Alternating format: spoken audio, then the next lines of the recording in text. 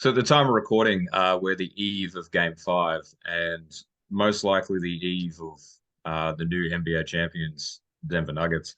Um, they are clearly, clearly too good for Miami, and that was kind of been shown in Game Four when Aaron Gordon is your leading scorer and Jokic has a down night. Um, they're a deeper team across the board. It's not to discredit anything that Miami's done. It's kind of been this way since December. It's an interesting season where we've tried so hard to create so many different narratives and so many different possibilities out of it all. And in reality, once Denver took the one seed in December, they never looked back and they were consistently the top team. And I think we all tried to find a reason not to pick them. And, Michael Malone made this massive rant about, no one pays them enough attention.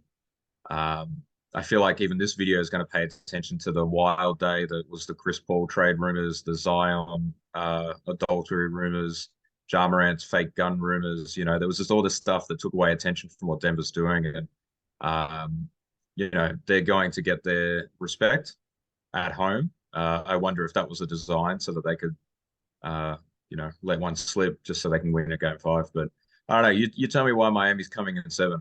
Why there's a second team to come back from 3-1 down. You go for it.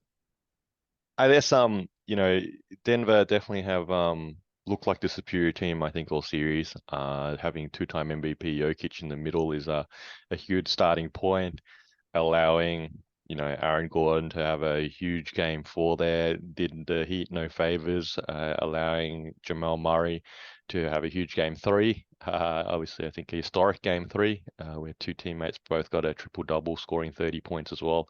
That really sort of, wasn't wouldn't have been the game plan there. Look, that said though, I guess I think the Heat now, and they've sort of played this way all postseason, sort of thing, is that they got nothing to lose. And I think the first thing that I feel that Spoelstra probably has to do, and we credit him a lot for getting the Heat to this point of the season, obviously, is probably consider some level of a lineup change. I think it's the reality that the Miami Heat seem like they're so significantly behind is because their shooters aren't making shots. I think that's clear. I think the first three rounds there, besides Jimmy Butler obviously stepping up, Bam doing what he's doing, suddenly, previously obviously Strus and Gabe Vincent and Caleb Martin, they gave him production. Gave him production there, slashing, shooting, and just playing like, you know, clearly, league average players at least. And obviously in this Denver series, credit to Denver obviously with their defensive schemes, I guess, and the way they've guarded the Heat that these guys haven't been able to produce in that sort of way in any way, shape, or form. The only player effectively that's been still playing in this series, that's a shooter, is Duncan Robinson.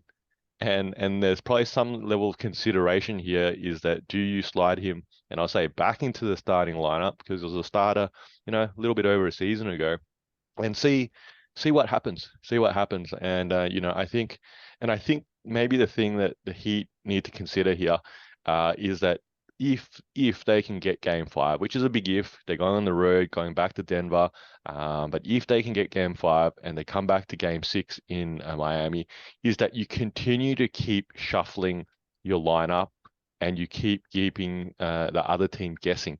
I think that's something that you sort of, I don't know about you if you observe that coaches make a change. Oh, it works, but then they stick at it. And at some point, of course, the other team makes all the adjustments to counter that change. So to me, one of the best suggestions here as a from a coaching perspective is that keep making your changes. So you continue to make the team guess each game. So there's a change for game five, change for game six. Let's say we get to a game seven, there's a change for game seven, and you take the risk here that the change that you make doesn't pay off. All right. But it doesn't pay off because it was a change you implemented that didn't pay off versus the other team simply made the adjustments to your last change and then they're able to counter that. So look, I guess he'd have to roll the dice here, throw everything at the Heat, at the Nuggets. And I don't know. Look, I think it could go further here. I'm not betting right now on this series. Let's be clear, but yeah, I don't know, man. I don't know what you think. You're saying it's done in game five, right? Well, it will fall in line with my prediction of Denver in five. If we're going to humor a game six, 3-point shooting is a huge thing. So if Miami can get hot from three, which they have done in a couple of games this playoff run, that will get you a win automatically. It is about different people stepping up. Caleb Martin, obviously Eastern Conference Finals hero, and then really been a non-factor this round. And it's difficult to know who you would put in place and what you would do. I just think it's a situation of you don't have the personnel to really compete. This is Two Guys with Spare Time. I'm Faz, this is Nick. You're probably a basketball fan like us, so hopefully you can throw us an assist in giving our video a like and subscribing to our channel. And if you got thoughts, feelings, or even some suggestions, please put them down in the comment section below. And thank you for using your spare time to watch us in our spare time.